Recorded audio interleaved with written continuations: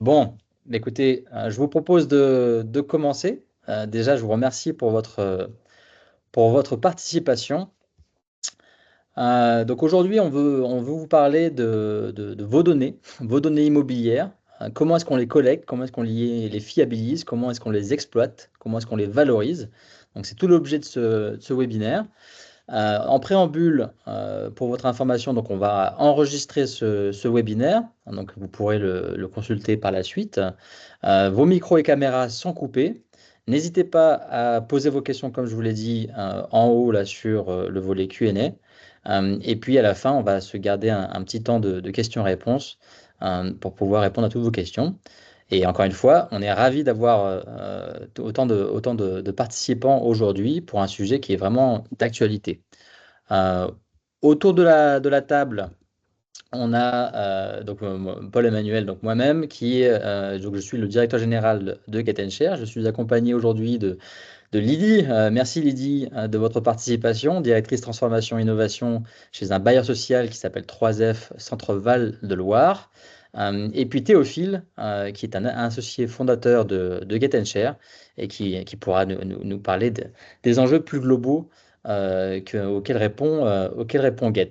Mais d'ailleurs, bonne transition, Théophile. Est-ce que tu peux nous parler du constat que tu as fait à l'époque, avant la création de Get?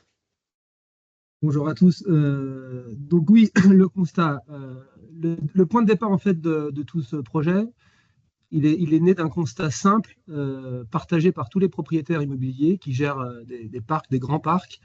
C'est le manque crucial de connaissances, de données techniques, patrimoniales et la chose assez évidente pour bien gérer et programmer, c'est cette connaissance indispensable pour prétendre une gestion de qualité performante du parc immobilier. Raison pour laquelle on a donc co-développé l'application initialement avec ces propriétaires, ces gestionnaires de parcs, pour donner naissance à Get, donc qu'on vous présente pour partie aujourd'hui. Alors, plusieurs raisons peut-être pour répondre à certains usages, puisque ils sont nombreux. Ici à l'écran, vous en avez quelques-uns. Les principaux, vous les connaissez, vous les subissez. C'est évidemment consulter et mettre à jour simplement un référentiel équipement. L'optimisation de vos coûts d'exploitation qui pèsent sur vos épaules tous les jours un peu plus passe par cette connaissance évidente du parc. C'est aussi une capacité à uniformiser un référentiel technique pour faciliter les échanges. On parle souvent de collaboration.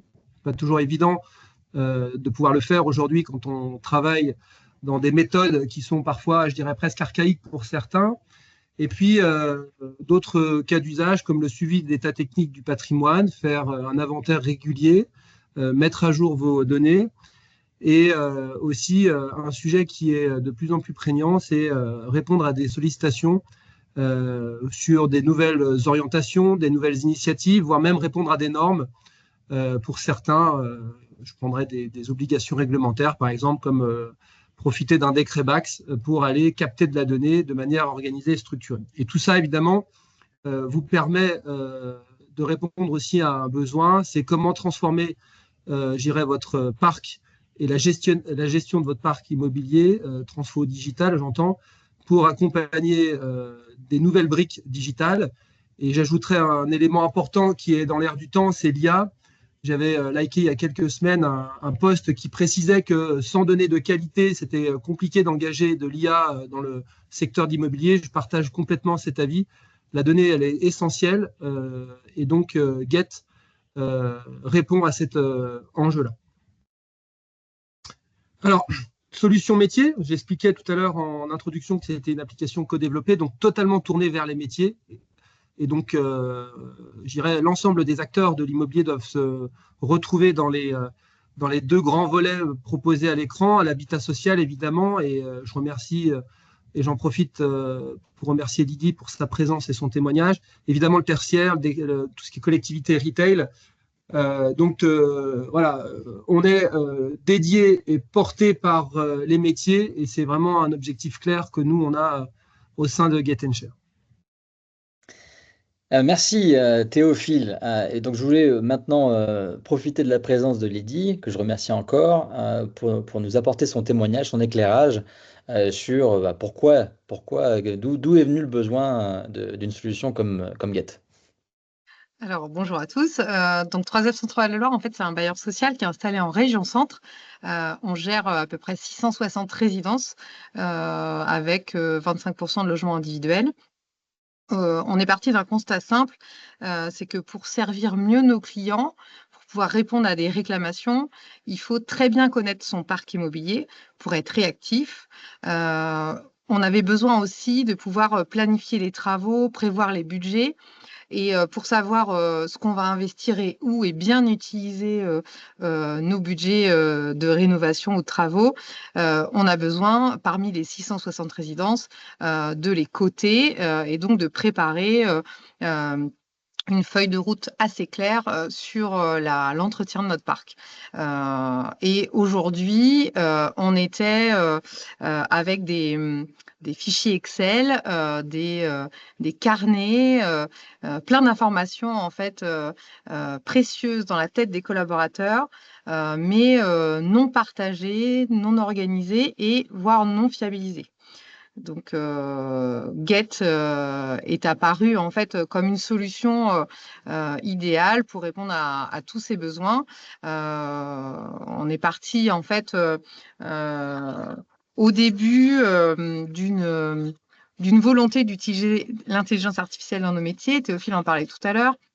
Et donc, on s'est dit, on a plein de données patrimoniales dans notre système d'information centrale qu'on trouvait à l'époque assez bien organisé. Et quand on a demandé à des data scientists de nous dire qu'est-ce qu'on peut faire avec ces données et comment on peut automatiser des process, prendre des décisions, etc., très rapidement, en cartographiant nos données dans le système d'information, dans nos fichiers Excel, dans des supports papier, des petits guides qu'on a dans chaque résidence pour savoir comment fonctionne la résidence, des guides techniques, on s'est assez vite rendu compte que cette donnée, en fait, elle n'était pas organisée, elle n'était pas fiable, et donc on ne pouvait pas brancher des modèles d'intelligence artificielle pour en faire quelque chose. Donc assez rapidement, on a regardé comment on pouvait organiser ces données, et pour ne pas partir tout azimut, on a déterminé avec l'ensemble des métiers de 3F Centre-Val de Loire, donc du gardien d'immeuble au directeur technique, en passant par le gérant de patrimoine, on a déterminé des cas d'usage, à quoi nous servirait l'intelligence artificielle. Et donc très vite, il a fallu qu'on dispose en fait d'une carte d'identité, un peu comme une carte d'identité d'une personne physique, mais vraiment avec toutes les caractéristiques de notre parc et notamment les données techniques. Et il nous fallait un réceptacle de cette carte d'identité. Et le Get, en fait, a répondu à cocher toutes les cases de notre cahier des charges à ce moment-là. J'avais une question, Lydie, sur finalement avant Get, quels étaient les impacts de ce manque de données ou de ce manque de fiabilité de la donnée? Alors, je vais prendre un exemple très concret. Il y a une panne d'eau chaude dans un logement, un locataire nous appelle et dans certains cas, on n'était pas capable en fait de dire s'il y avait une chaudière, un chauffe-bain, une chaufferie collective, pour déjà identifier qu'est-ce qui produit l'eau chaude et comment on résout le problème du client. Donc, c'est une situation très concrète. Et là, en fait, le locataire, il n'a pas d'eau chaude, on doit être très réactif. Ça nous met dans une situation d'inconfort vis-à-vis de notre client et d'insatisfaction. Aujourd'hui, en fait, le gardien d'immeuble, sur son téléphone portable, il voit tout de suite que c'est un chauffe-bain qui a été installé en telle année. Et donc, quand il va appeler le prestataire, il peut commander la bonne pièce parce qu'il a la marque en fait de la chaudière ou du chauffe-eau, voilà. Donc ça, c'est un exemple très concret, mais il y en a plein d'autres sur l'ensemble des composants et des équipements techniques de notre patrimoine. Par exemple, on veut changer des menuiseries. On n'était pas capable de dire combien de menuiseries en PVC on aurait à changer sur notre parc pour aller négocier des marchés globaux à l'échelle de notre parc. Compris. Écoutez, merci. Je vous propose maintenant qu'on a entrevu, qu'on a eu votre témoignage, qu'on parle de Get un peu plus dans le détail. Théophile, quelle est la couverture fonctionnelle d'une solution comme Get? Alors, nous, quand on a lancé le projet, on est parti sur la première exigence. L'urgence, c'était de fiabiliser les données. Donc, l'ambition première tourne autour des 3 premières fonctions. Centraliser les données, les organiser à travers des campagnes de collecte et la mise à jour ensuite de ces données, c'était évidemment essentiel. C'est pas le tout d'avoir des données de qualité, mais c'est d'être capable aussi de les mettre à jour régulièrement. On va dire, c'est le deuxième enjeu fort après la collecte. Et on le verra après, justement, avec Lydie sur son retour d'expérience très concret, et pouvoir ensuite exploiter, valoriser ces données. Et après, dans un deuxième temps, toujours dans une logique de co-construction, avec, je dirais, les propriétaires immobiliers, certains grands gestionnaires, on s'est mis autour de la table pour la partie programmation de travaux. Dans la mesure où vous avez une base de données de qualité, on peut envisager raisonnablement de pouvoir engager la suite sur la notion de CAPEX, OPEX, sachant que nous, côté Get & Share, l'idée, c'est pas de créer une usine à gaz. Donc, ce qu'on veut, nous, c'est vraiment être dans ce qu'on maîtrise, d'être quelque part... je dirais, le référentiel technique idéal pour piloter de manière performante ce parc. Mais notre ambition tourne autour des 4 grandes fonctions ici à l'écran, que je vous propose d'illustrer avec quelques impressions écran pour voir un petit peu aussi, je dirais, l'ergonomie de l'application. Donc là, on a quelques écrans autour de la centralisation des données du parc. Donc, on est capable de voir l'intégralité du parc en un coup d'œil sur l'exemple ici qui est environnement de 3F, en l'occurrence, où on est capable d'avoir l'ensemble des résidences. Si on passe la suivante, on va avoir un détail sur la notion d'équipement, avec ce que vous pouvez en effet identifier, c'est l'interface et l'ergonomie de l'application qui permet, pour ceux qui ne sont pas forcément à l'aise sur des outils ou des applications, de pouvoir tout de suite s'approprier, et ça c'est un élément indispensable quand on parle de prise en main de l'application. Si on continue sur la slide suivante, on va pouvoir organiser ici à l'écran d'ailleurs une journée de collecte de 3F où on a 23 responsables qui sont partis sur le terrain, et on verra de manière concrète comment ça s'est passé avec le témoignage de Lydie. De pouvoir ensuite analyser l'ensemble de votre parc équipement. Aujourd'hui, vous avez pour la plupart qui ne sont pas toujours très structurés, beaucoup de fichiers Excel avec autant d'équipements que de fichiers Excel, ce qui complique derrière la centralisation et la concaténation des données. Et puis le dernier volet, j'ai envie de dire, sur la partie valorisation, c'est tout ce qui est, le slide juste avant, c'est tout ce qui va être report, KPI, je dirais capacité de voir en un coup d'œil un peu des informations sur un aspect visuel qui est beaucoup plus confortable. Et puis, la 4e fonction, je l'évoquais tout à l'heure, qui est venue dans un deuxième temps, c'est la partie programmation, où là, on est capable de projeter un parc avec, je dirais, évidemment, un rebouclage avec la base de connaissances, puisque l'idée, c'est de pouvoir, en effet, avoir tout ça dans un seul et même outil. Voilà. Merci Théophile. Maintenant qu'on a vu le constat, les impacts, le témoignage de Lydie et la couverture fonctionnelle, je voulais reposer la question à Lydie. Comment est-ce qu'on fait pour déployer? Pour déployer ou pour collecter? Les deux. Pour déployer la collecte. En effet, il faut un petit peu d'organisation. Nous, l'enjeu, c'était de reprendre tout l'historique, c'est-à-dire de connaître l'ensemble des données techniques de notre parc, donc sur 12 000 logements, et de le faire dans un temps assez court pour pouvoir arriver à un niveau de connaissance du parc qui nous permette juste déjà de programmer les travaux.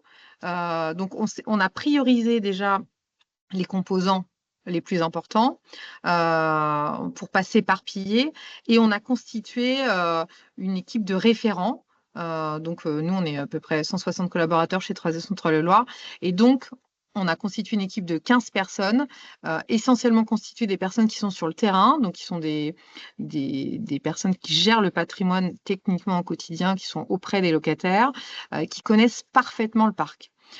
Et donc, l'objectif, c'était, avec ce petit groupe, d'avoir une donnée la plus homogène possible et de pouvoir challenger l'application, parce qu'en fait, Théophile ne l'a pas montré dans les quelques slides, mais elle est complètement personnalisable en fonction du client qui utilise Get & Share. Et donc, au fur et à mesure du début de la collecte avec les référents, on a modifié des boutons, on a rajouté des composants, on a mis des cases à cocher, on a vraiment personnalisé. Et donc ça s'est déroulé à peu près sur 2 mois pour arriver à un niveau de collecte suffisant, on va dire un socle de base, où on a un peu stabilisé l'application, où là, on pouvait la diffuser un peu plus largement, mais surtout, ça nous a permis d'arriver à un niveau de collecte où là, on se disait, on sait comment collecter et on a déterminé une méthode. Et la méthode, alors ça a été un peu une surprise, mais en regardant sur le terrain, en fait, comment l'équipe de proximité avait fait pour collecter les données techniques, c'est tout le contraire de ce qu'il y a sur les photos. C'est que 80% de la collecte se fait au bureau, sous la forme d'une enquête. Donc, celui qui est en charge, celle qui est en charge de la collecte, va déjà mener son enquête dans les informations à sa disposition. Donc, ça peut être le système d'information centrale, les bases de données de nos prestataires, Google Street, Google Earth, regarder le bâtiment sous toutes les coutures et vraiment arriver à collecter un maximum d'informations, un peu comme un escape game, et arriver à avoir à peu près 80% de la donnée déjà saisie. Saisie, ça ne veut pas dire fiable. Après, il faut aller voir sur le terrain et vérifier avec ses yeux, compter, mesurer si ce qu'on a collecté au bureau est bon. Mais ça permet de ne pas s'éparpiller et de passer des heures sur une résidence alors qu'on avait déjà de l'information dans un fichier. On s'est aussi beaucoup appuyé en fait sur les fichiers de suivi et de maintenance de nos prestataires. Donc, on a pu charger en masse dans Get. Parce que quand on part de zéro, il y a un côté un peu déceptif et l'application est faite aussi pour que ça reste ludique, un jeu, il y a un système de feu tricolore. En fait, plus on collecte, plus ça passe du rouge, orange, vert. Et donc, si on part de zéro, on est en rouge et tout est en rouge. Et donc, c'est un peu... il faut déjà charger en masse de la donnée à notre disposition, soit dans notre base de données centrale, soit sur des fichiers Excel, soit dans les bases de données de nos prestataires. Et donc là, on arrive à peu près à 30% de la collecte. Déjà, on part d'un premier socle. Ensuite, on affine. Avant d'aller sur le terrain, on est à peu près à 80% de la donnée collectée. Et ensuite, on identifie, on analyse, au-delà de la progression de la collecte, la qualité de la donnée et les zones blanches. Les zones, soit des composants qu'on aurait du mal à collecter, soit des patrimoines. Nous, on est sur 4 départements, donc avec un patrimoine très diffus. Et donc, il y a des zones qui sont plus difficiles à aller collecter parce que quand il faut 1h30 de voiture pour aller voir un patrimoine, voilà. Donc, pour ces zones blanches, on a...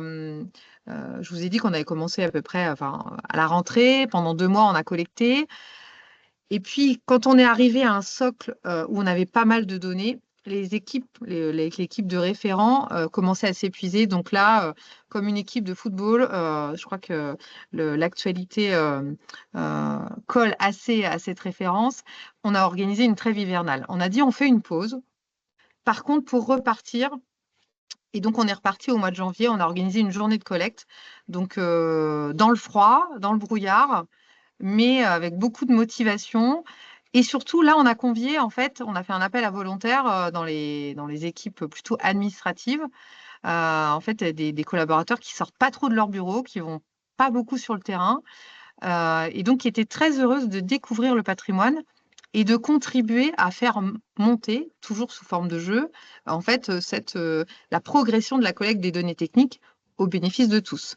Donc, on a atteint l'objectif fixé, c'est-à-dire d'être à 100% à la fin de cette journée qui était répartie en petits groupes. On a gardé des liens via une conversation Teams pour qu'il y ait un peu d'émulation en fait entre les différentes équipes.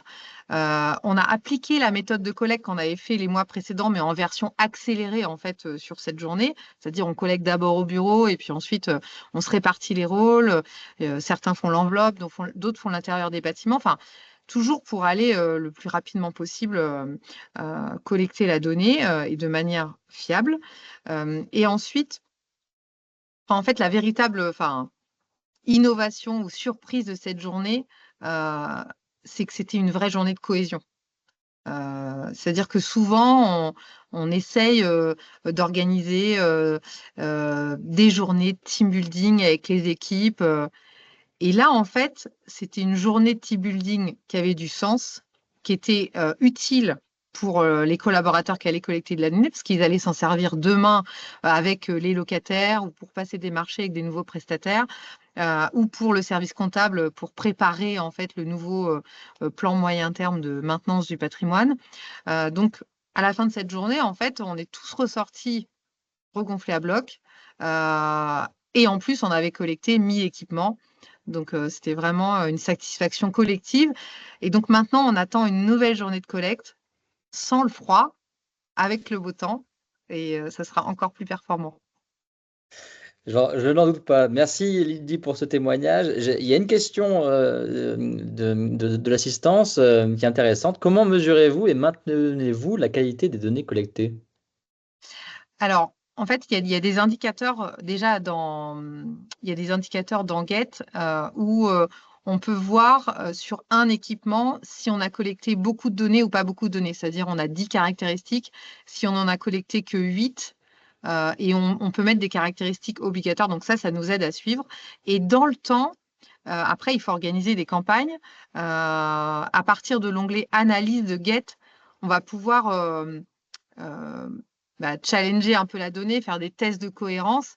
Et si on voit que c'est pas cohérent ou qu'il y a des zones blanches, là, il faut organiser une campagne un peu flash sur c'est super, vous avez on a chargé en masse tous les ascenseurs, on a l'exploitant, on a la puissance de l'ascenseur. Par contre, les dates d'installation, on n'a pas la donnée et ça, c'est une donnée hyper importante pour maintenir le parc. Donc, on va organiser une campagne flash. Et puis après, c'est un peu comme une équipe de contrôle de gestion. Hein. C'est de regarder aussi, de prendre de la hauteur par rapport aux données collectées. On a, par exemple, on va organiser des plans stratégiques de patrimoine pour savoir comment maintenir notre parc. Et à un moment donné, on va se dire, c'est marrant, à cet endroit-là, on n'a pas changé les chaudières depuis 15 ans. La durée de vie d'une chaudière, c'est beaucoup moins. Peut-être que la donnée n'est pas fiable. Voilà, c'est de faire des contrôles de cohérence plus larges que l'application avec des données éventuellement externes de nos prestataires aussi. Ok, je vais laisser aux participants un petit peu de temps pour poser leurs questions s'ils en ont, puisqu'on arrive à la fin de notre échange. Moi, j'avais quelques questions que je m'étais notées.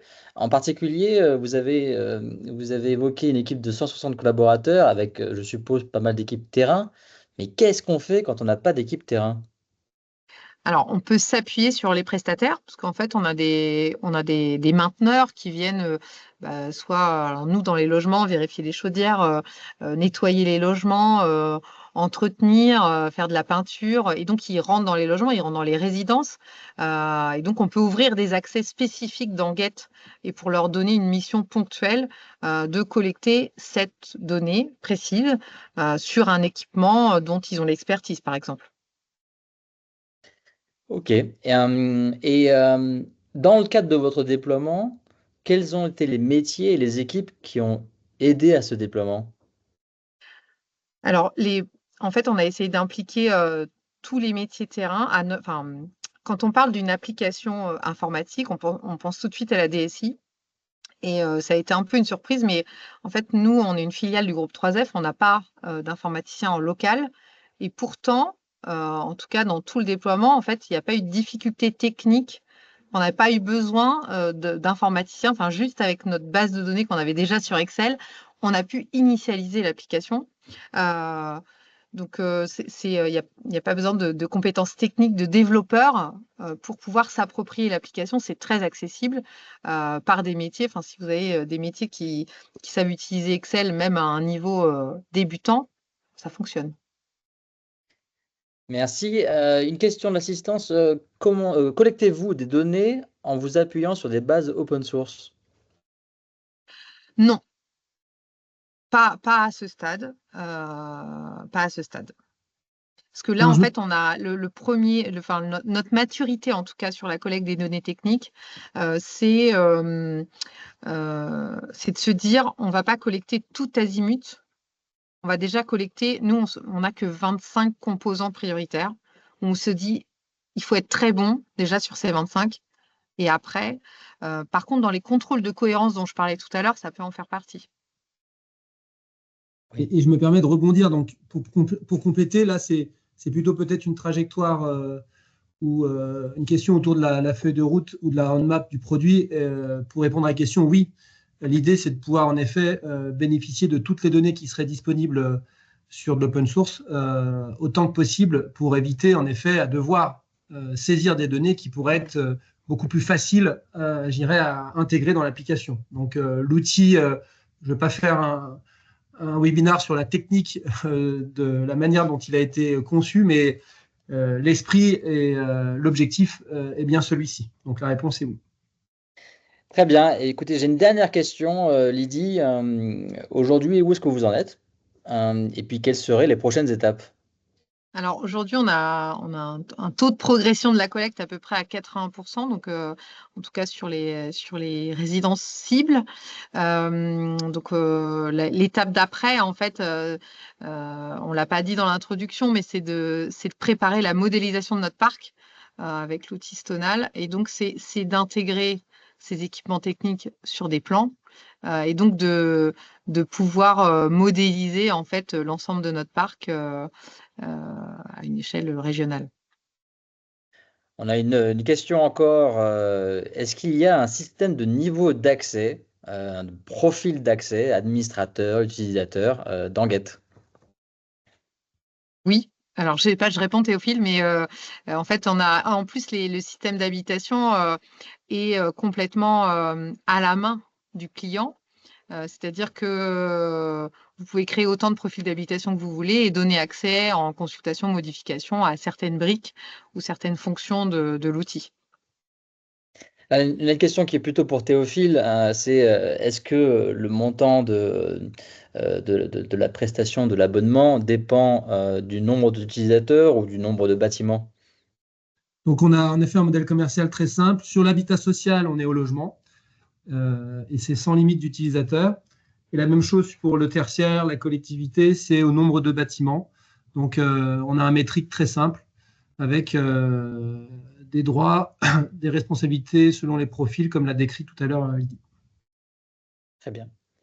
Écoutez, je crois qu'on a fait le tour des questions. On arrive au bout du temps qu'on s'était donné pour ce webinaire. Je vous remercie à toutes et à tous d'avoir participé. Je remercie plus particulièrement Lydie pour sa Avec plaisir. participation, pour son témoignage. Et voilà, je vous souhaite bonne continuation, une bonne fin de journée. Merci à tous.